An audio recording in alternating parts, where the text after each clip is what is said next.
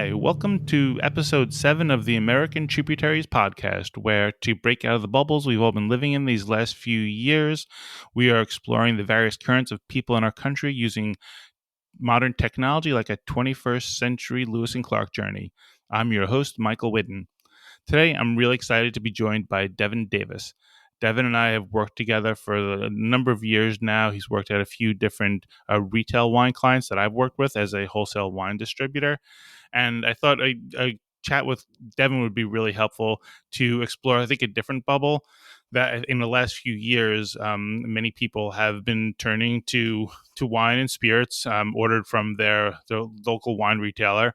And, whether you're ordering online or you're going into the shop, the person who greets you, the person who advises you, the person who is stocking those shelves, the person who's ringing you up, the person who's delivering whatever you get, that's Devin and people like Devin. And while the wine periodicals and websites and Instagram handles and whatever celebrate the sommeliers and winemakers who do a lot of great stuff on their own right, it's really like Devin and folks like Devin all over the city and all over the country that really are the backbone of the wine trade. So I just kind of want to have an opportunity to talk with Devin a little bit more about what his day is like, what his life is like, and what the work's like, and just his overall thoughts. So Devin, thanks so much for joining me today. How are you doing? I'm doing okay. Thank you for having me. No, thank you so much for coming on. And like we were talking before, it's I remember the first time I did this, it's a little awkward, and you already seem a lot more composed than I was. So you're way ahead. So, like, how did you get into the wine world? I quit my warehouse job. I was working what was it? The Food Bank of New York Mm-hmm. over on Hunts Point. I was working in the warehouse. I just couldn't do it anymore. Saw the ad on Craigslist, went down to Kessler. It's history from there. Wow. And how long ago was that? About 6 years now. Okay, wow.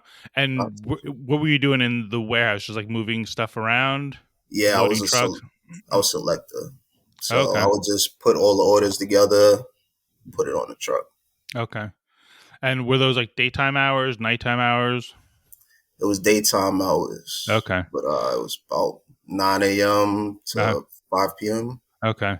But I Yeah, guess more physical work or just definitely more boring? physical. Yeah, Well, everything is about numbers there. mm-hmm, Gotta do a certain amount of hour. mm-hmm, Don't care if your back hurt. None of that. mm-hmm. It's tiring. Well, but then you go work for a wine store, and then you probably found out that wait, I have to carry a lot of stuff here too. Yeah, yeah. But I do get to drink some wine and try some spirits. Yeah. Yeah, and I met a lot of cool people, so I don't regret that. Yeah.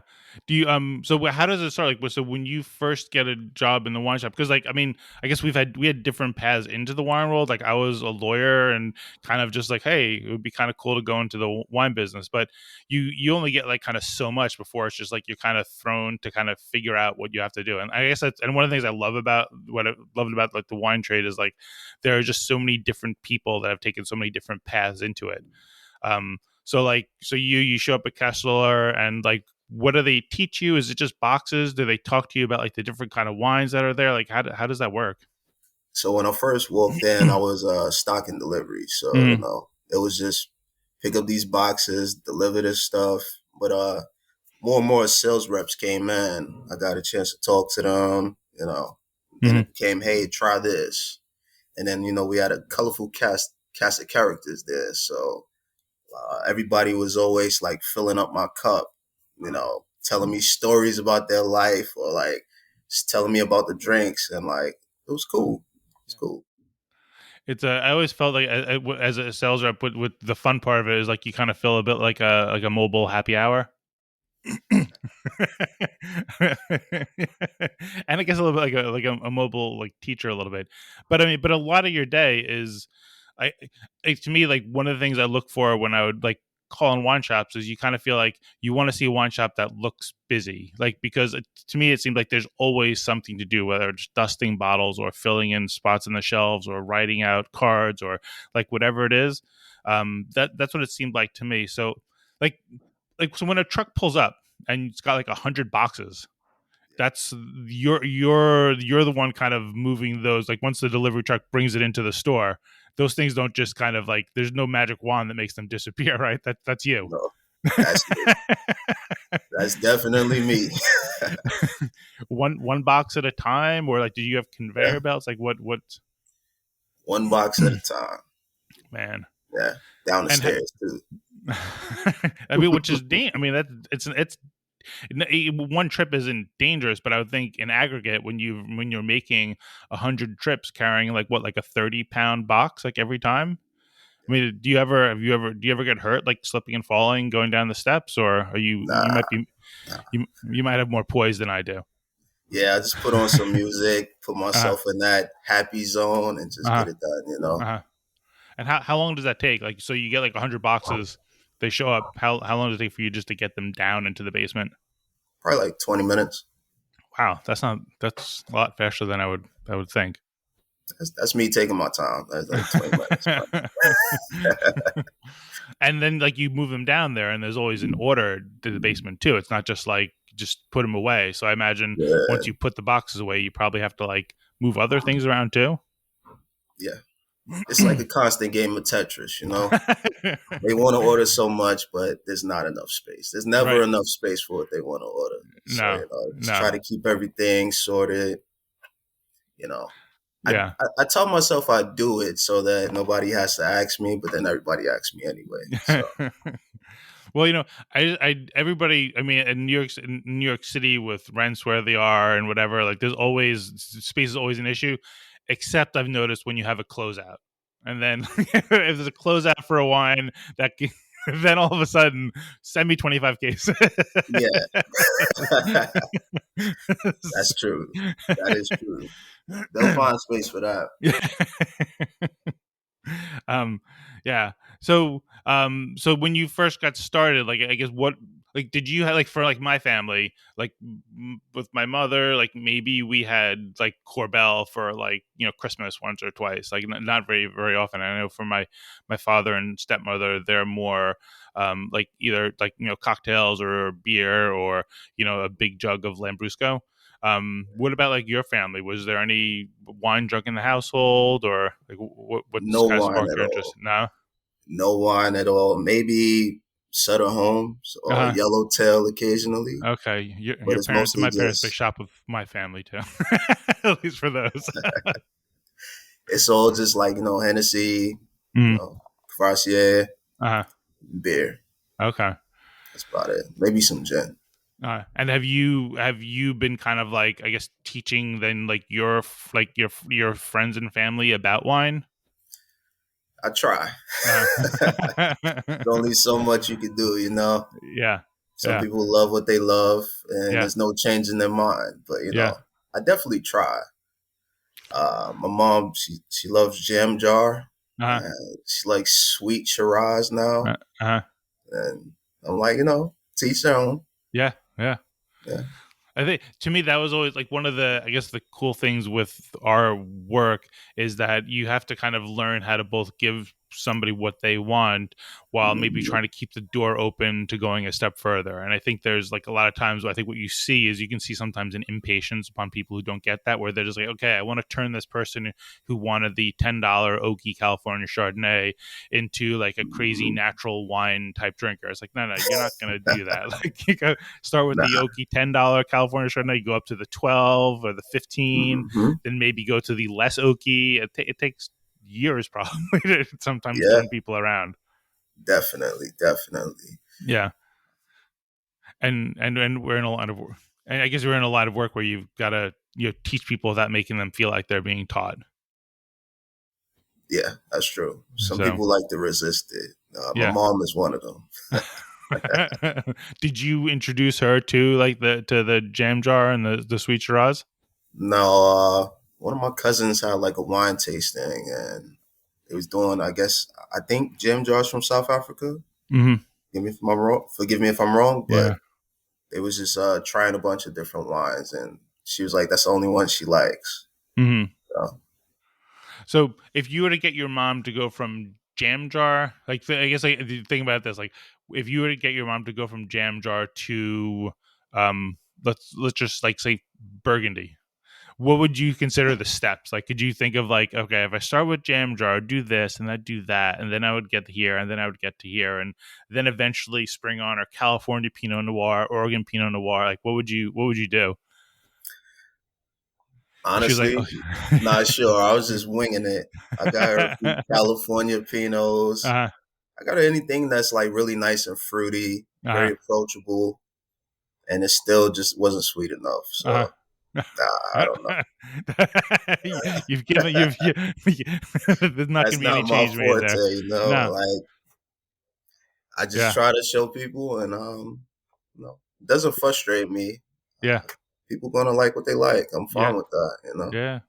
What's a popular what do you find are the popular like categories people ask about?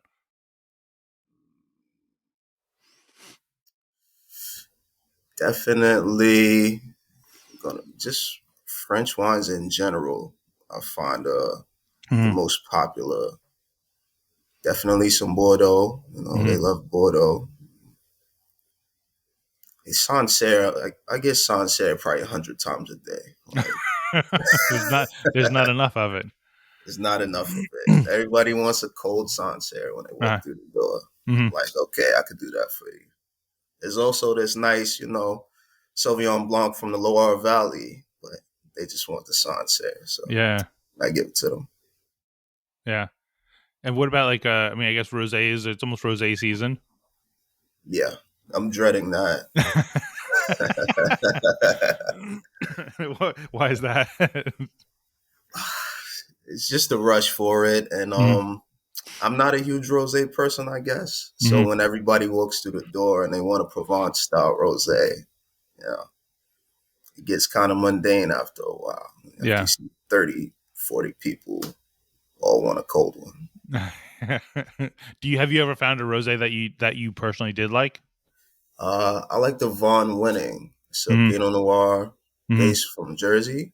I Mm-hmm. mean, I said Jersey, It's Germany. Germany. Yeah, Yeah, yeah, I really like that one. yeah. Yeah, I can see that. I think to me, like I know that for a lot of people, it's that Provence rosé. Whether or not it's good, it almost kind of is besides the point. It's more just like, okay, spring's here, so I need Yeah, this taste. Whether or not I like it is almost besides the point. It just reminds me of those first spring days. that makes sense. Yeah, So I mean, I guess that's the way I think about it. Um, and I mean, so you're now at Best Bottles on the Upper West Side of Manhattan. That's a different kind of store than I think most other stores, right? Because of their offerings. definitely. We try to keep most of our inventory under $30. Mm-hmm. It's like shooting for an everyday wine shop. Mm-hmm. Affordable prices, but you're getting like really good bang for your buck. You're getting the value there. Yeah, So it's like most things are going to be under $30. We have a few spirits. We have some champagne. We have a splurge section.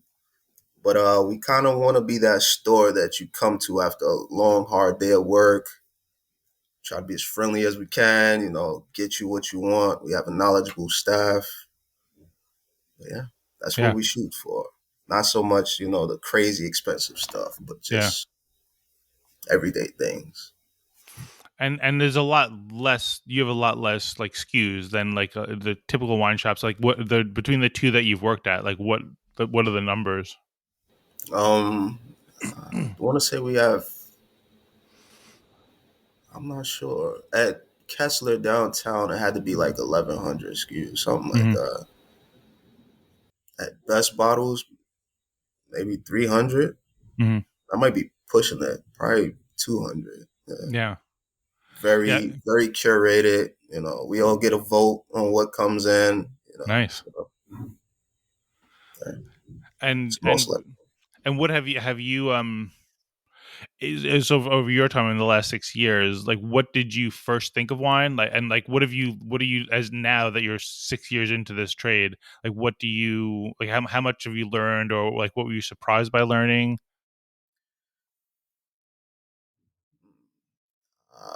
I was surprised to learn that I liked it. I guess. Like I said, I didn't grow up with much wine in the house. Yeah. So I was mostly just in the spirits. Right. And when I first got to Kessler, you know, even though I did have like great, coworkers that let me in, and eventually great sales reps that came in and like kind of helped me get a little bit of knowledge, uh, it felt very like from the outside coming in, uh, it didn't feel like approachable. You know what I mean? Mm-hmm. You come across people that they like are really into wine, and they feel almost like gatekeepers sometimes, like they're not inclusive.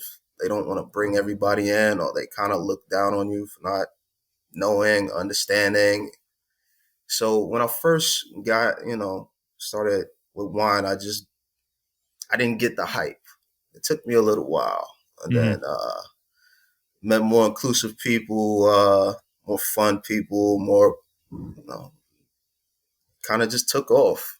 I found out I liked Riesling, and then it was just like, oh, let me try every Riesling I could get my hand on. It's like, oh, wow, I like Bordeaux. Let me go get some of those. Then natural wines, and then orange wines. And now that I'm into it, it's like, I want to try everything. Yeah. It's one of the things at the very beginning when I got into the trade and started like looking at all the books and all the information, I was like, wow, like there's like, this is infinite. Like it seemed very intimidating. What I found like liberating is I think like once you start going down the rabbit hole of any of this stuff, you realize like everything is a rabbit hole, but like that's actually liberating because like, you know what, you're never going to learn about everything you can about this. And when you get to the end of whatever information there is, there's going to be new information. So it's encouraging to know that it's like a rabbit hole, or I think like a hamster wheel a little bit. Like you just keep running, keep enjoying, go down the Riesling rabbit hole, go down the Bordeaux rabbit hole, go down, whatever. There's so many different choices, and that's great. What was the? Have you ever? Are there any kind of like for you like kind of like singular like wines that you either tasted or you had out with like friends, and it could have just been a wine, or it could have been like like a wine dinner or a pairing or just like a night. But is there anything that you're just like this is why wine is so amazing?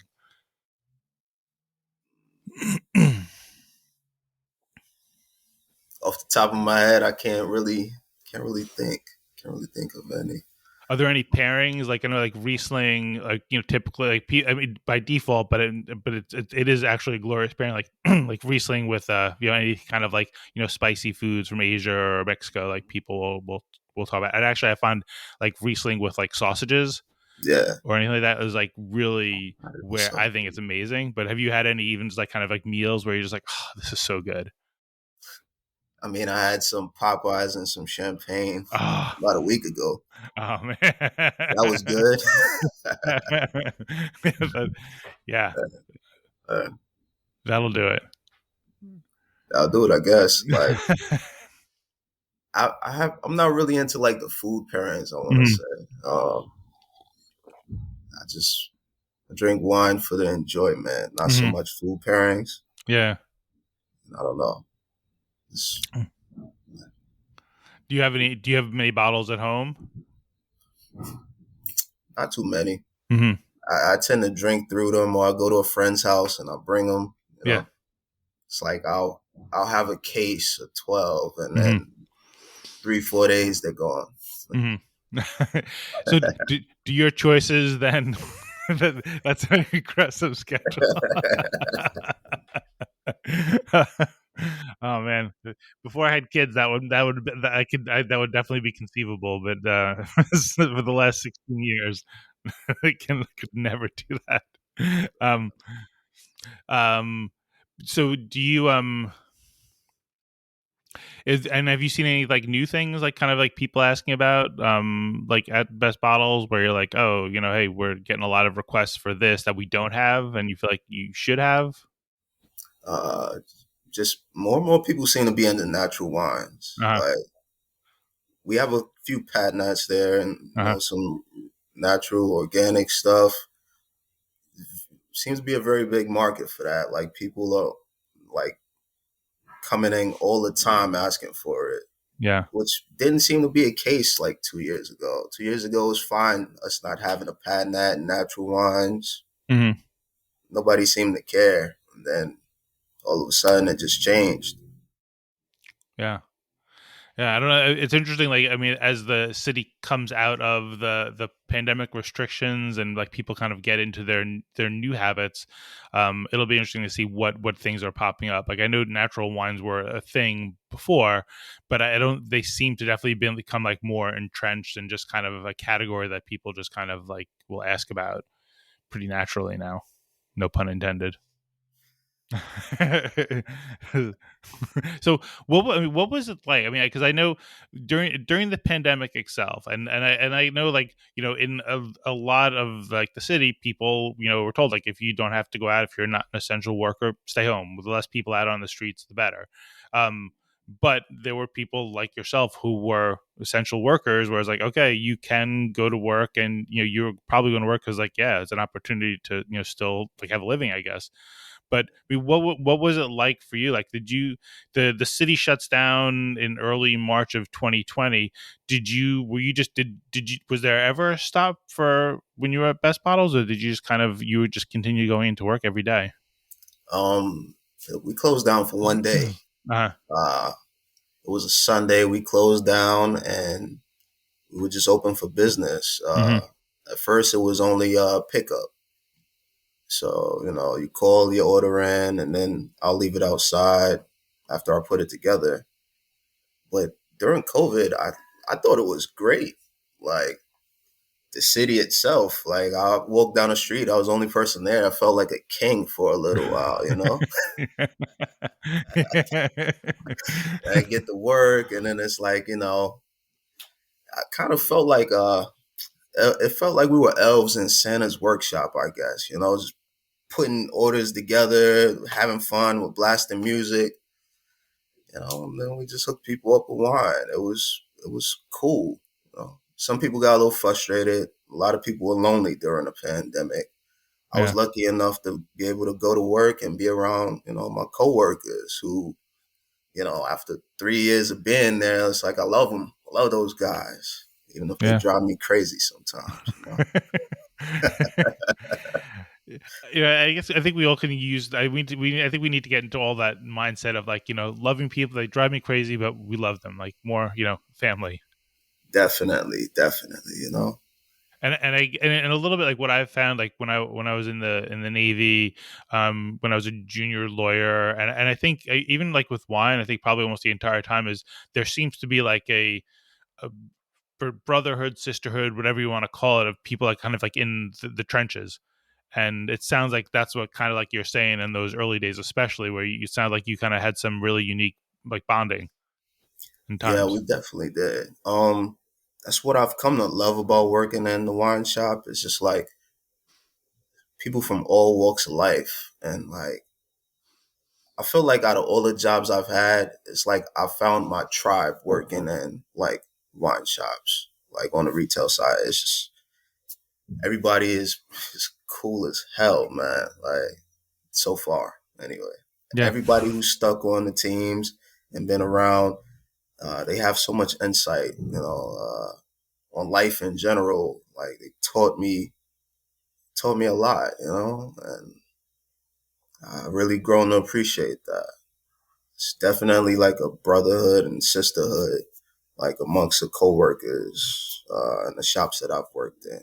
When I go to other shops and I don't see that, makes me upset, makes me sad for them, because it's something special. We don't have the most glamorous job, but to be able to take pride and enjoy the camaraderie amongst each other is really dope. It's really something. Yeah. Yeah. The um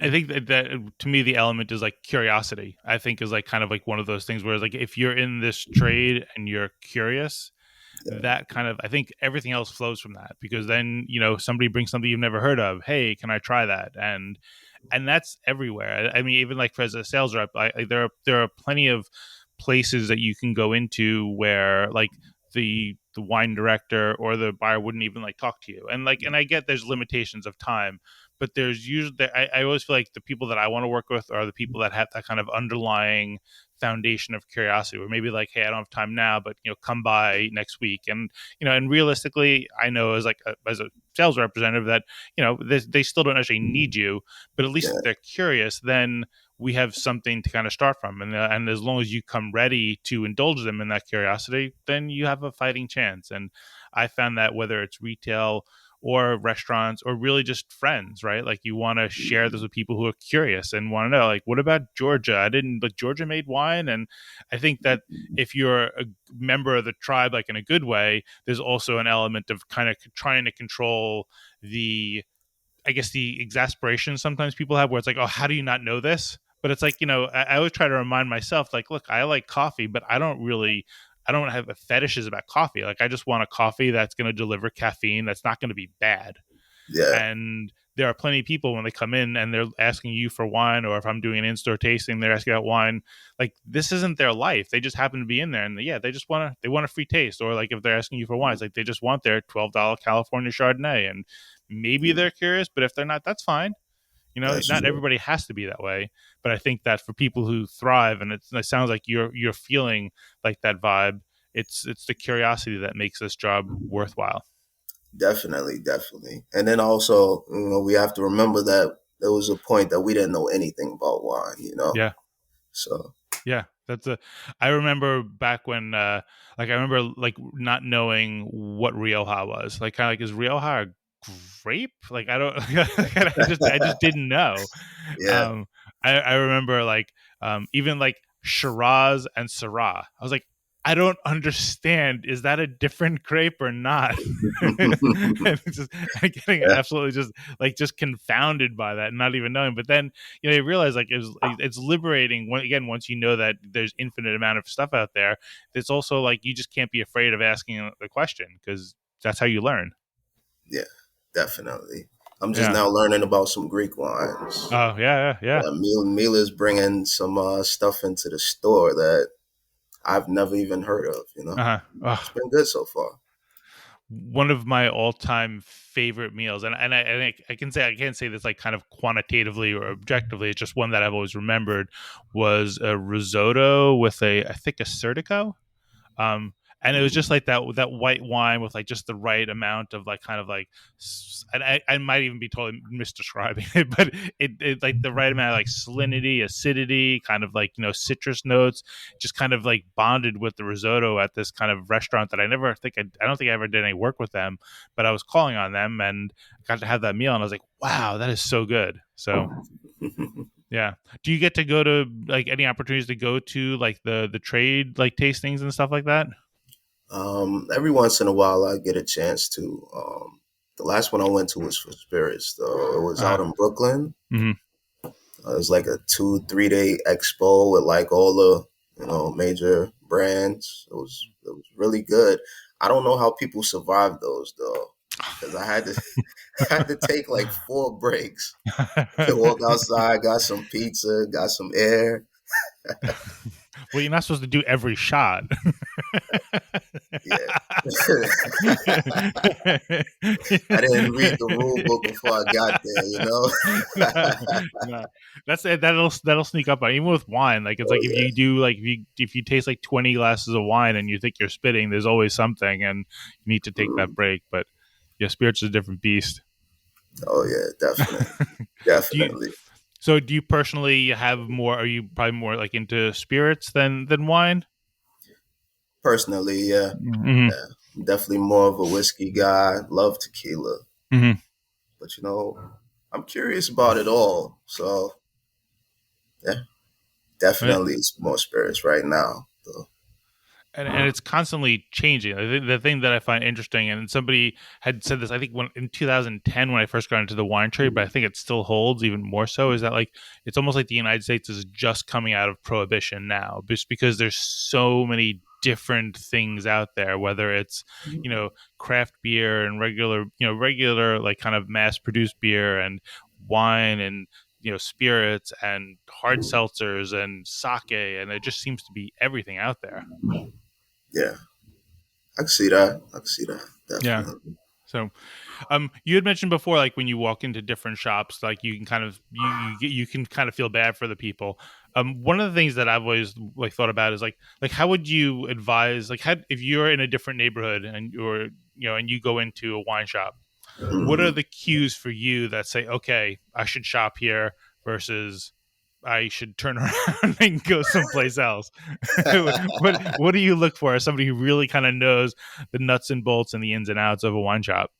um, for me, it's usually just how the coworkers talk to each other. Like if I could get a quick glance on how they're interacting with each other, just the overall vibe that the place is giving me usually determines whether I'll shop there or not. Unless I shop in my neighborhood in Harlem, everything's behind bulletproof glass. So yeah, You I can't don't really. count. You can't count those. But when you go to a shop, where it's not any, Uh, usually just how the people are interacting with each other.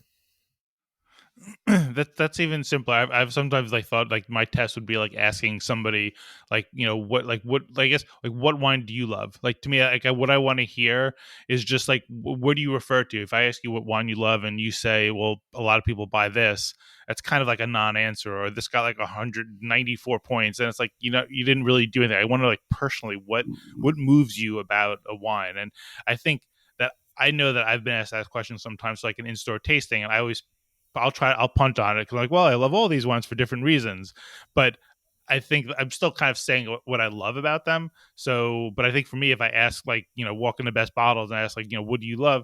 It's just, you might say, hey, I love this because I had it with dinner the other night, or I love this because I met the winemaker, or I love this because it just is the best thing I've ever had. I feel like it's a fair, open-ended question, but I think Yeah, yours is even more interesting because it really has nothing to do with interacting with you. It's just how are they treating each other? Because if they treat each other that way, that's how they think about the wines, and that's how they're going to treat me.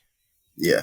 That's in my experience. That's usually how it is. If they're not treating each other well and their coworkers, and they probably don't care about the job. They don't care about the wine. They're not going to really care about me. I'm going to go in there. I'm going to ask them, and I'm not going to leave with the wine that I want. Right. So Yeah. For them, it was just a transaction. So as long as we can get you out of our hair as soon as possible. yeah, Yeah, that's an interesting. Okay, great. Now I have something even simpler. Thank you. I'll pass that on to people myself. just taking the atmosphere. It'll tell you. The universe will tell you Yeah, that yeah. wine store isn't good. So during the to go back to like during the pandemic, was there ever a point where you felt like uncomfortable? Because one of the things I've seen is like people 2 years into the pandemic, as like at least like people who work in offices are like going back, there's a certain hesitancy for them because they're just like everybody's used to not going on the subways, they're used to not kind of being out there. So there's a certain reluctance that I can't relate to just for me because I was going out there, as much earlier than they were. But for you were always out there.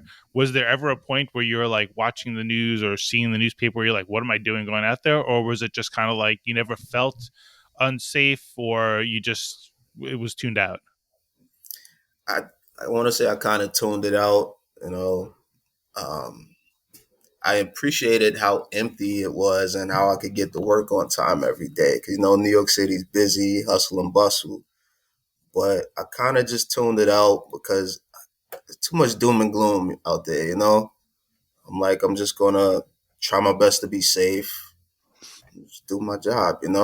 Mm, Can't can't let the fear of going outside, overtake, my life. I yeah, just couldn't do that.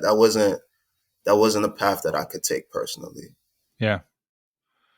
No, I think I think that to me that's almost we're inundated with so much information and news that you can let yourself go crazy. And I always try to remind myself like you can only control the stuff around you, and sometimes you can barely control yourself. So like I Very think, well, true. there's a lot out there to be aware of, and I think there's things that you can do. There's like, and I think maybe part of it is like maybe there's a helplessness. Like if you think about all that stuff too much, you can actually get even more down because not only am I scared, but I'm scared about things I can't do anything about. Um, And I guess like what maybe the blessing for you with like work, or for anybody who can find something they can throw their heart into, is that you feel empowered because you're doing something, and you're kind of tuning out the stuff that you just can't do anything about. Yeah, Yeah. that definitely helped me through it. Yeah.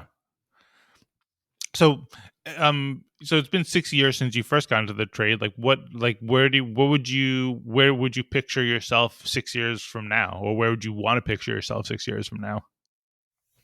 This sounds like an Hmm. interview question, but It definitely does. you can definitely ask me. No. Well, I think it's because like it's easy to kind of like enjoy what we're all doing, but like as you get into the trade, you start seeing all the other things that are out there, and like at some point, I imagine like for anybody who's like moved on to other things, at some point they're like, you know what, I think I want to try that out. So like just not to put you on the spot, but I, w- there's a lot more any of us can do. And just kind of wondering. I want to own my own store. Uh-huh. Like, I just want to be. I want to own my own wine and liquor store. Mhm. So 6 years from now, maybe, Uh-huh. hopefully, Yeah. definitely would like to bring one to my neighborhood.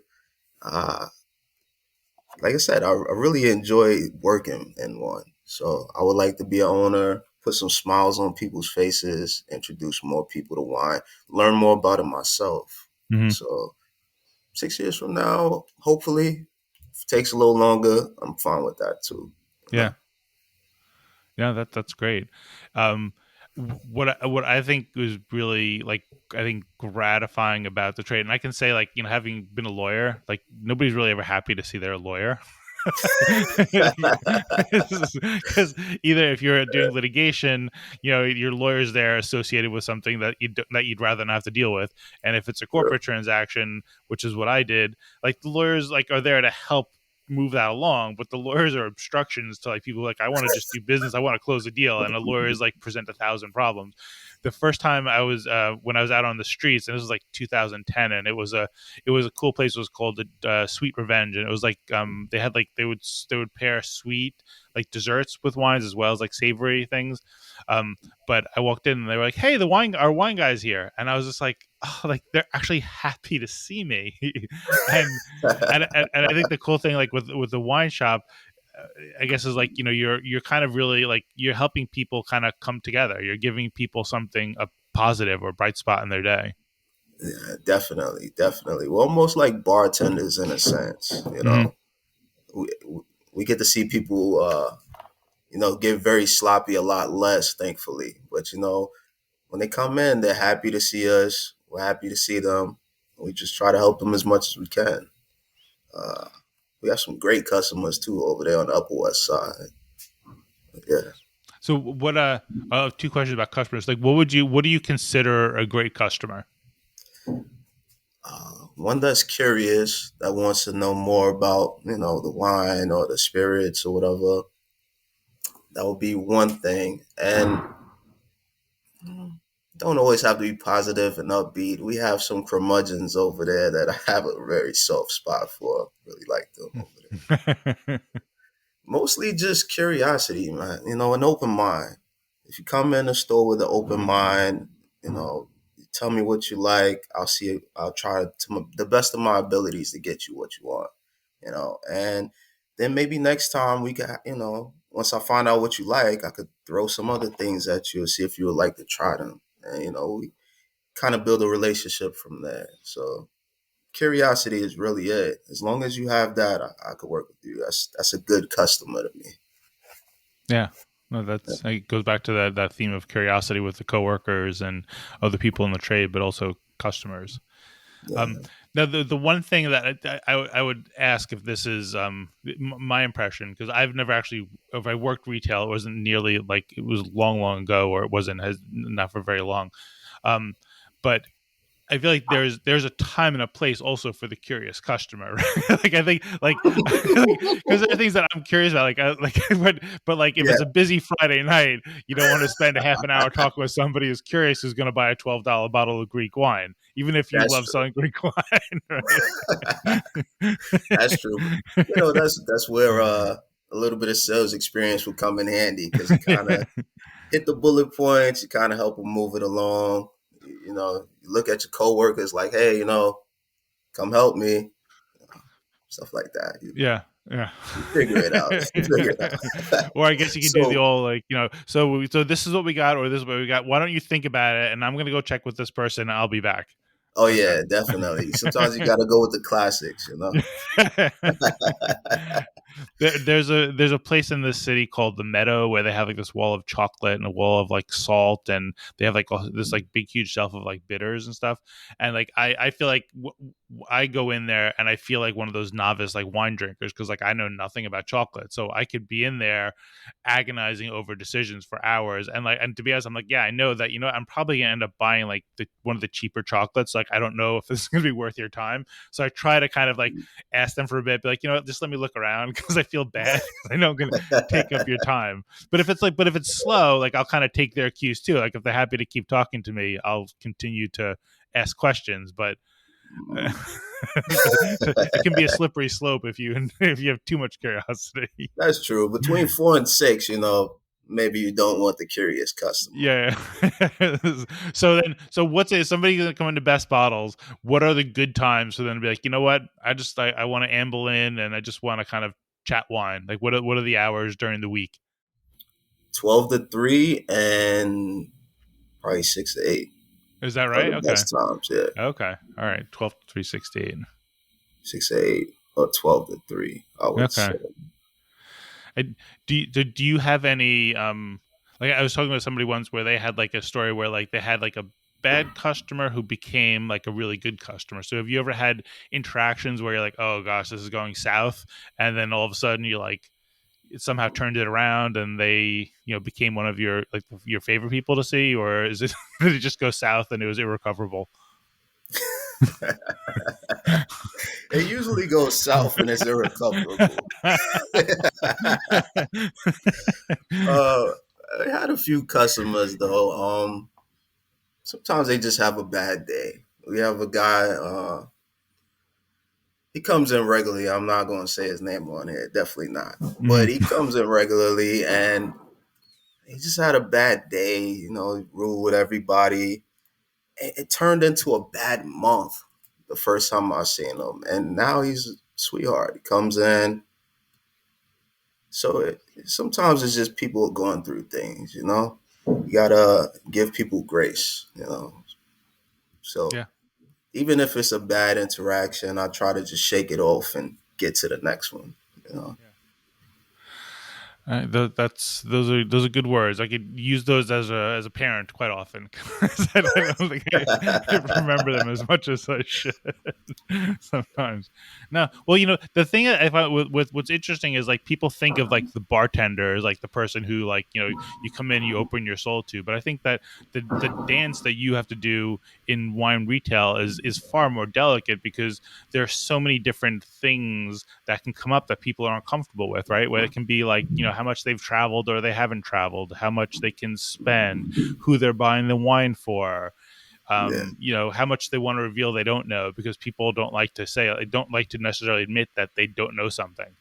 that's And true. you've got to do all that and then give them something that they're satisfied with and have them walk out the door and want to come back. And that's a challenging situation. And the thing that I would say is like from as a wine sales rep, the most challenging thing I think is that you're interviewing for a job that doesn't exist. Because if I walk into a place, especially if they've never worked with me or the company I'm working for, it's like they're not looking for another sales rep. They're not looking for another portfolio of wine. So they're not going to be like, oh, here's the roadmap for how to work with me. You got to figure it out. But it's the same thing for you, and you're kind of in there in the public. You have to actually react to anybody who walks in. And I Yeah, just can't picture that. it's tough. It's tough, but like with anything, you just get into a practice and a flow, and you just try to be honest. Like yeah, I feel like when I'm honest with, well, always try to be honest with the customer, but it's like I feel like people could feel that genuine connection. So it's like I'm trying to do the dance, and if I slip up, if I step on their toes, as long as I'm honest, and we could get it back on track if that makes any sense. So even though it is like a delicate dance, I felt like in my 6 years, most people, 95% of the customers will give me a second chance, and I also have to do that with them. It's a lot harder. I think it's a lot harder for sales reps, man.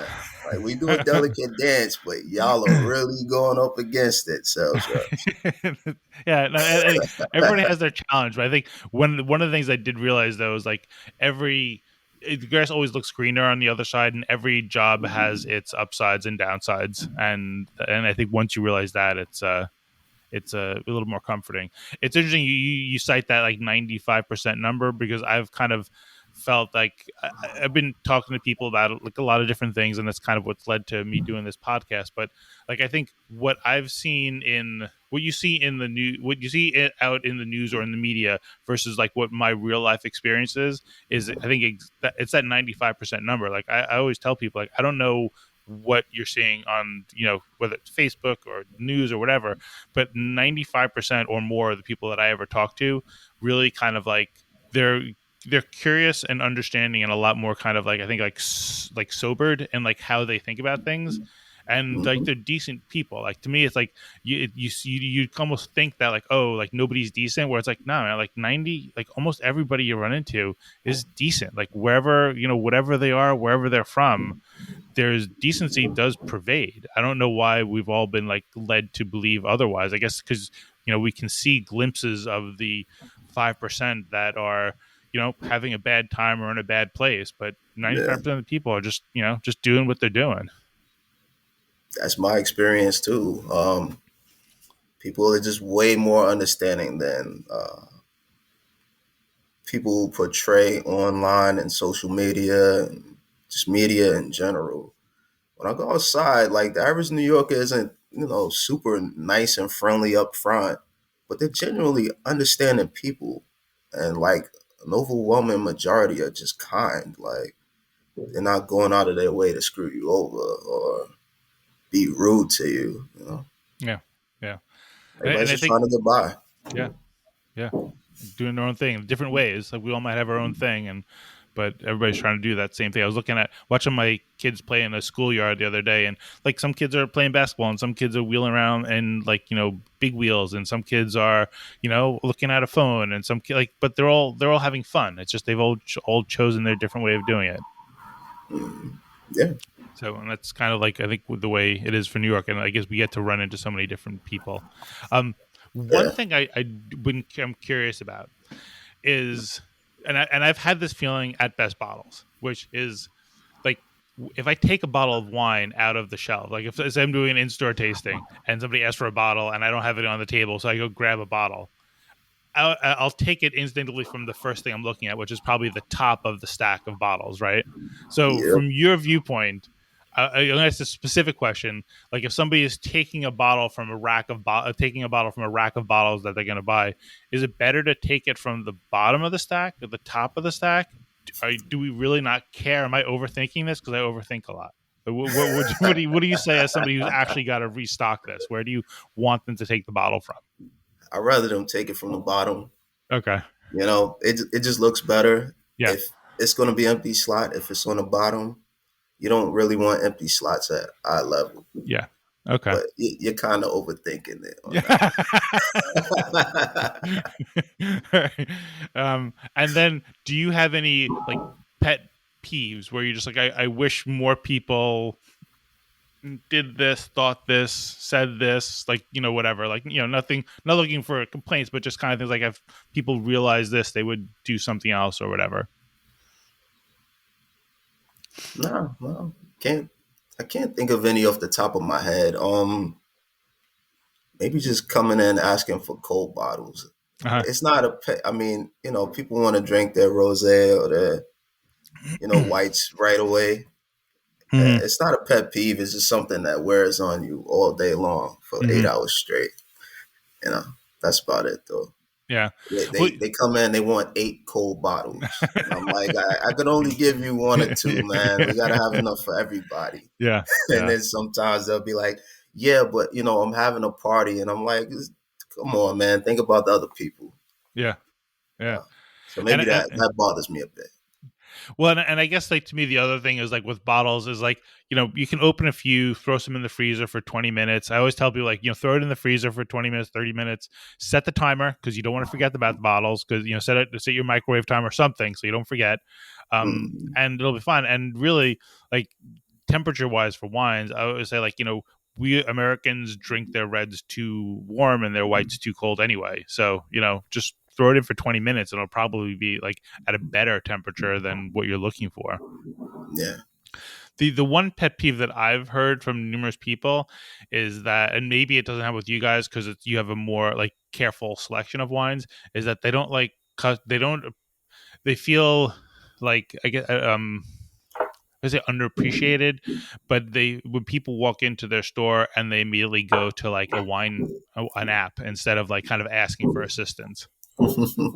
And they don't ask, and maybe it doesn't matter like in the crush of things, but they're like, oh, it's like, come on, like I've been working here for years and I'm in this trade and I know a thing or two. Let me share with you what I know. But do you have a lot of people that come in with like looking at their apps? I feel like that happens a lot less now. Uh-huh. Like before COVID started, I definitely people would come in with their apps. Now a lot less so. I think just in general, like people are more open to being social. They don't want to just go in there and look at their phones. Like a lot more people are just walking straight up to us like, hey, I have no clue what I want, but I know I want red wine tonight. So before, maybe I would see that a lot more, but now I rarely see people come in Best Bottles and do that. So That's great. Well, that's credit to you guys because that means you've really kind of built up trust, or you're just emanating trust. Have, definitely try. Definitely try. have you seen a lot of like new faces or just kind of faces returning? Like, what is the customer base like now compared to 2 years ago?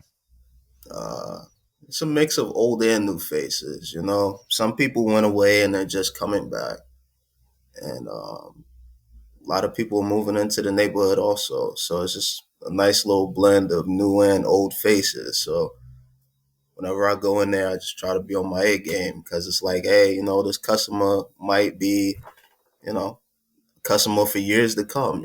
So let Yeah, me be on my A game. Let me make sure I have my mind right. It's a nice blend right now. Things are definitely on the upswing. that's awesome. You could feel it this past weekend. I was down in Soho, and like the sun was out, the warmth was there, and people are like they're playing like boom boxes and skating and like just kind of hanging out and having a good time. And it's good to feel things coming back. Oh, definitely. That was we had our first 70-degree day in a while. Yeah, It yeah, was amazing this weekend. This weekend was great. yeah. Awesome. Great. Well, I'm happy to hear things are going like you have been. You're. It sounds like you're in a good spot. Yeah, That's awesome. definitely in a good spot. Definitely in a good spot. Awesome. Cool. Cool. Well, I guess we're approaching the hour mark here, and I'm sure you got other things to do. But I'd love to kind of like wrap up our chat with just kind of a question I ask everybody, which is like, what gives you hope at the end of the day?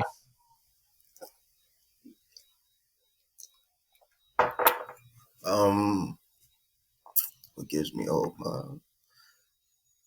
Friends, family, my relationships with other people.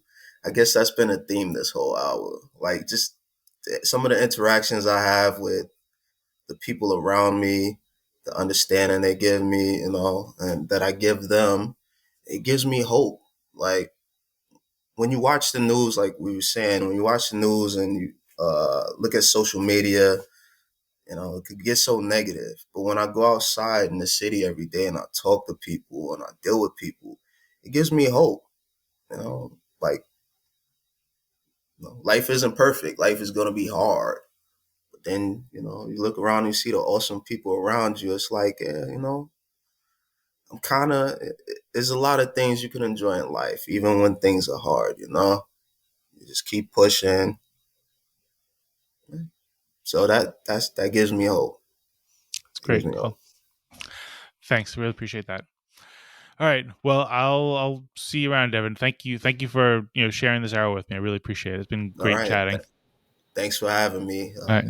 First time, but It's a little awkward doing it with the camera, Yeah. but Well, definitely good talking with you, bro. yeah. You Definitely. did. You did great. So, all right. Thanks. Thanks so much. We'll see you around. All right. See you around.